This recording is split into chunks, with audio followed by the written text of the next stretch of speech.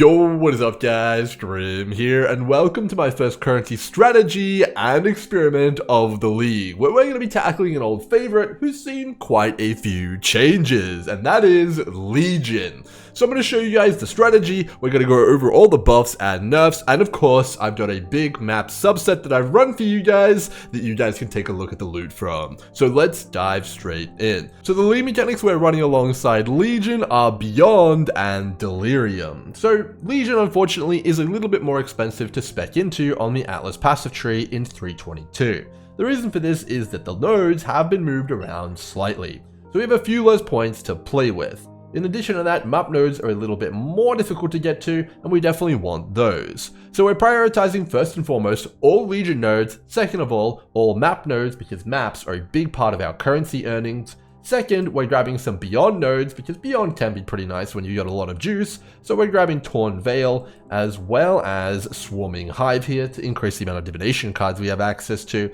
And then we're grabbing a little bit of Delirium here with our final points, just increasing the chance that we have access to the mirror in our maps. You can find a link to this exact tree down below, as well as a lower budget and lower point investment variant, which you guys can follow along with if you don't have access to this many points yet. As for our map and materials, I've opted to go for what I consider the best Legion map, Dunes. Now, there are some people going for beach, so you can also explore that option if you so desire. But the Dunes map is my choice, and I recommend chiseling it and alking it at the bare minimum, but I also val my maps as well for extra quantity, but it definitely increases the threat level and chance that you may die, so exercise a little bit of caution there, but it does really increase your loot. For Scarabs, I'm running a Polished Cartographer, Gilded Legion, Polished Divination, and Rusted Sulfite. You can downgrade your Polished Divination and Cartographer to Rusted if you'd like, and of course you can also downgrade your Gilded Legion to Polished as well, but that can actually become more expensive, so definitely check the prices. For our map device here, we're going to be running Kirak Legion on every single map we have, and I'm running Exile personally as I find it superior. As for our compasses, they are relatively simple. We're running one additional Legion, of course. The Hunted Traders is optional, but I like it. I'm running additional rare monster packs, that's also optional. And I'm running Beyond to ensure that we get Beyond in each of our maps. So the only two mandatory compasses are additional Legion and Beyond here. As for our favorites, you want to have one favorite being Mesa and all the rest being Dunes. I recommend having at least 9 favorites before starting this strategy so that you can easily infinitely sustain and have some maps to sell. If you don't have 4 Void Stones yet, I'd recommend picking those up before starting this strategy. For those new to Legion, let me show you guys how to most efficiently run Dunes Legion maps. Before starting any map, make sure you've got 10 incubators on your gear. The best ones are Diviners and Ornate. If you don't have enough of those to apply to your gear though, you can use Skittering and Kalgurin. So I'm going to apply 10 real quick here.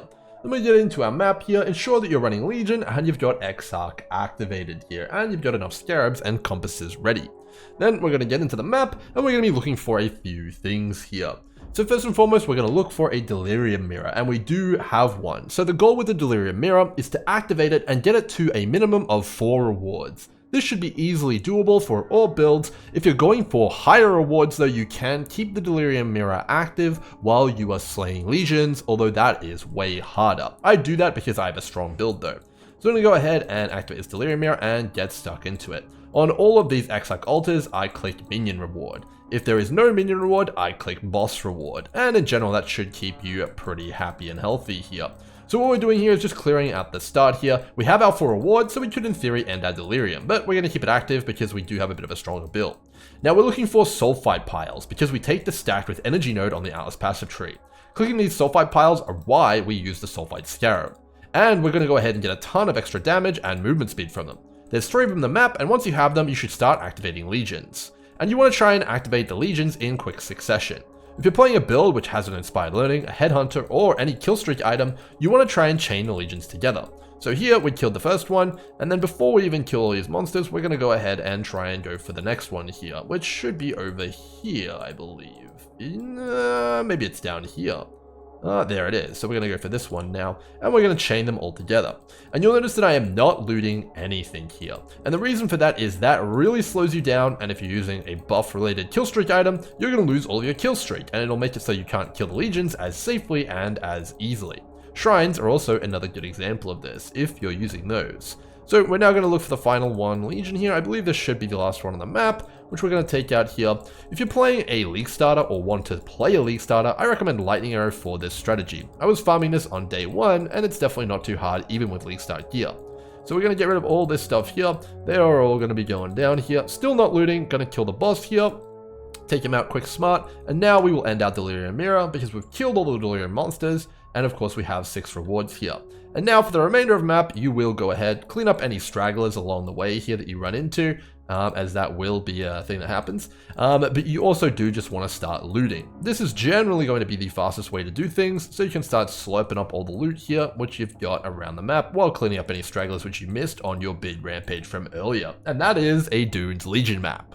For this strategy, you guys are going to want a pretty strict filter. You can see this is all the loot I pulled out of that map just there, so you're likely going to want to hide rares, bad incubators, as well as small stack sizes of splinters and lower tier currencies. After you finish your maps for the night, come to the mining encampment, talk to Nico, and buy some primitive chaotic resonators with any Azurite you've accumulated from your mining byproducts node, which we allocate on the tree and use some sulfite scarabs for. So I mentioned a few buffs and nerfs to Legion earlier. What are those all about, and is Legion still strong? Well, we'll find out about that in the loot results coming up here. But let me take you through the changes. So the first change was to Legion Emblem 5-way boosting, which is a service which some players offer to boost XP for other players. And they use the Legion emblems that we farm from this strategy, and that got nerfed by about half. Now, this seems to have impacted the price of Legion emblems slightly.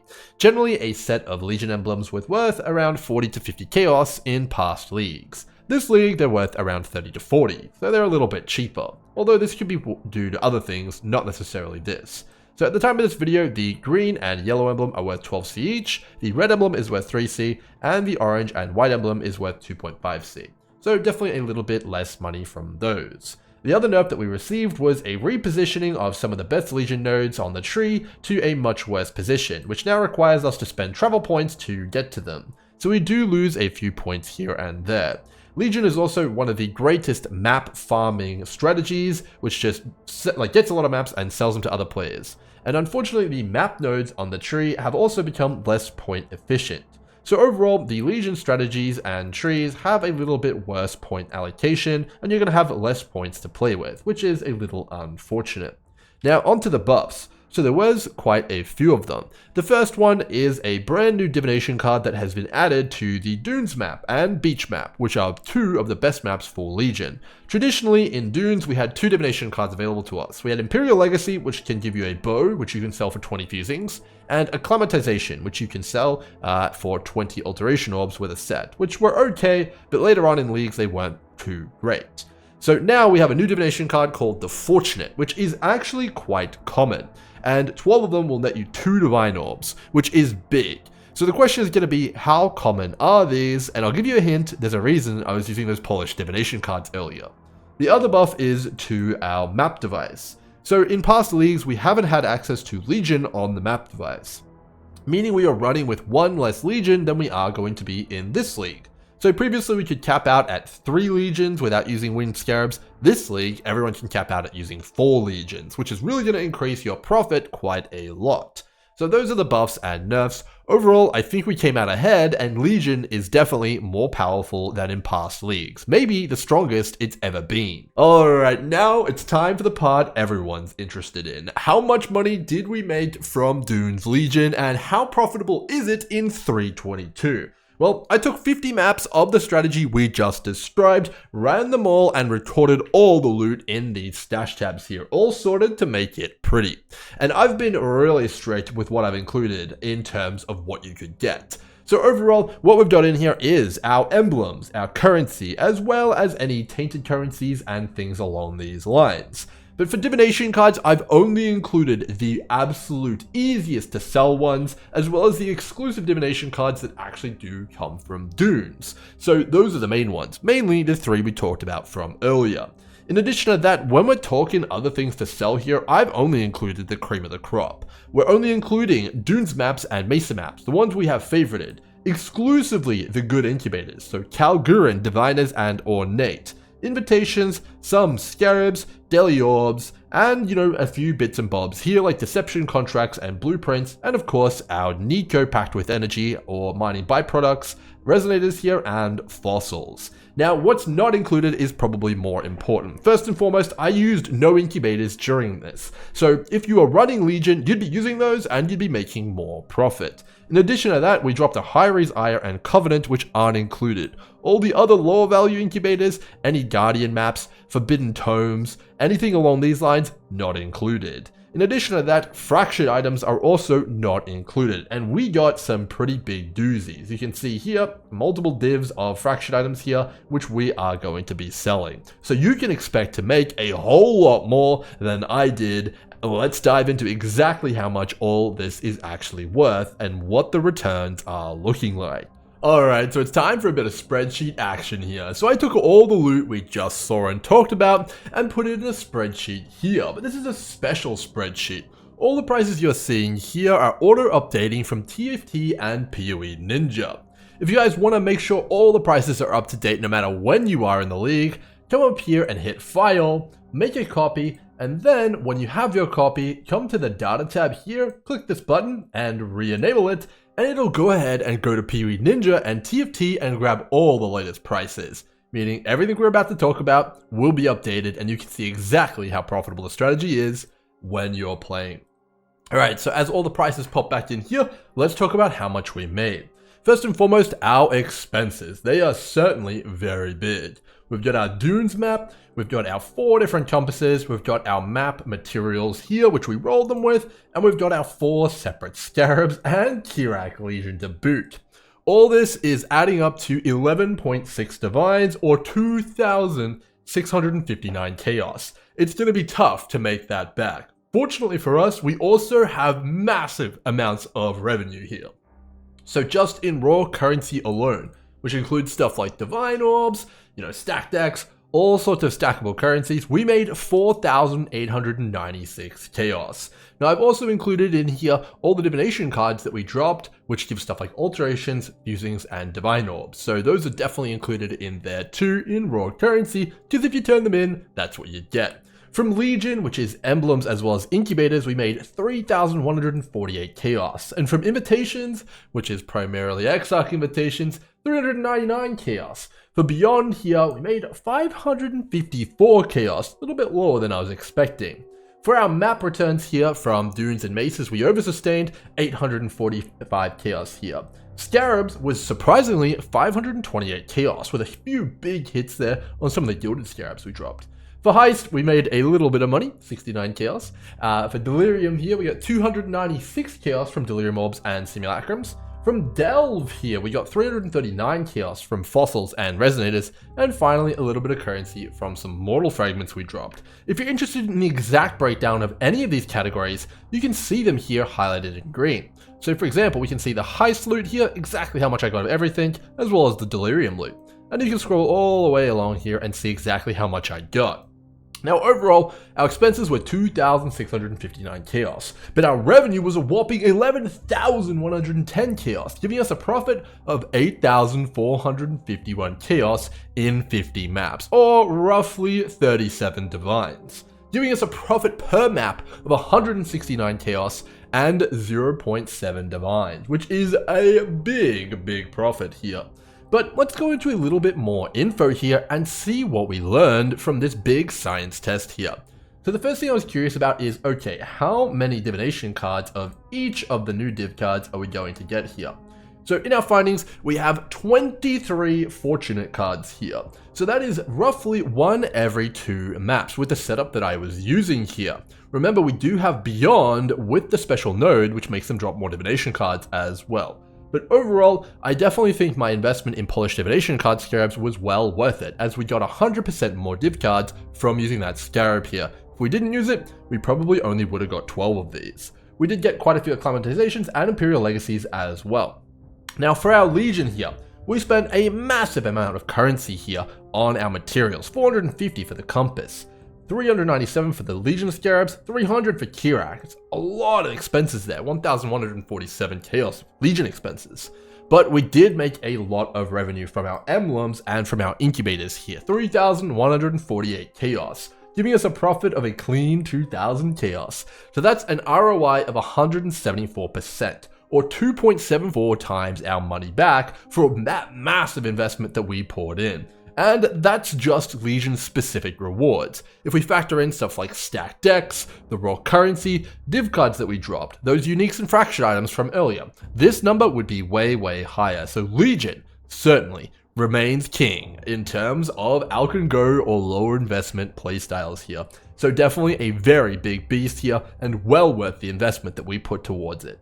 So for our Beyond here, we had 425 Chaos in expenses for the Beyond compasses. We only made revenue of 554 Chaos, so a profit of 130 Chaos roughly. That's only a 30% ROI, or 1.3 times our money back. Definitely not the most impressive, but those Beyond monsters weren't just dropping tainted currencies. They were also dropping stuff like div cards, maps, and other assorted loot. So we are getting a little bit more value than we are representing here, but definitely not as impressive as I was actually perhaps thinking.